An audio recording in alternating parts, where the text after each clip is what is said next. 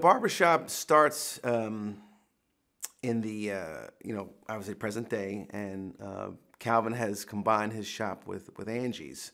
So it's the guys are on one side, and the women are on the other. So it's a new dynamic in the shop, and we're also dealing a lot with the gang violence in Chicago. In a sense, Ice Cube, from Boys in the Hood, was a gangbanger, or close to being a gangbanger in that movie. And he, in this movie, is playing the Furious Styles role that was, played by Lawrence Fishburne, trying to keep his son away from the gangs and the gang violence, because his son is being recruited by the gangs. Ice Cube and I met face to face, and I was just really flattered by how much he wanted me to helm the project. I have a great deal of respect for him. He's been a veteran in this business for a very long time, and I loved working with him. And after that initial meeting, he was passionate about working with me, and so I couldn't say no. And the script was right, and I just signed on.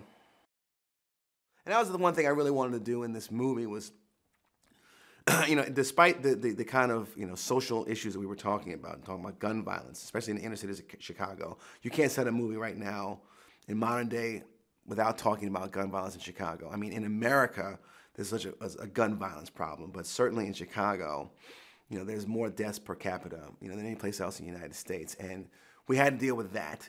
But at the same time, I never want the audience to forget that they're in a comedy. So, we always want to keep the laughs going, no matter how heavy or serious it gets. My goal in it was setting the right tone for the movie, and I got a lot of support from Ice Cube, who's not just the star, but the producer on the movie.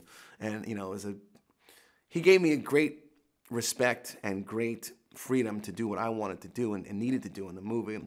But at the same time, was great with ideas and inserting what he thought would work great for a particular line or a particular part of the film or a particular scene. And it was never about ego. It was always about what's best for the film. And that was like a tremendous feeling to have that kind of support on set. And not only Cube, but Cedric was just that great veteran presence as well. He set the tone very, very early on. He said, listen, for all you newcomers, welcome aboard, but don't F this up. We got a good franchise here. And I knew partly he was kind of probably talking to me too, but he was addressing the cast, and I was like, okay, I hear you.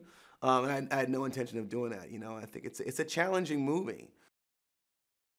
I think, the secret to these barbershop films is that it tackles everything. It is funny, by and large. We do talk about social issues, social concerns. It's a place where kids can feel safe, where they can read, where they can do their homework, where the barber's gonna take a look at your kids before they go out into the world, or if you gotta drop them off, it's a place for them to be.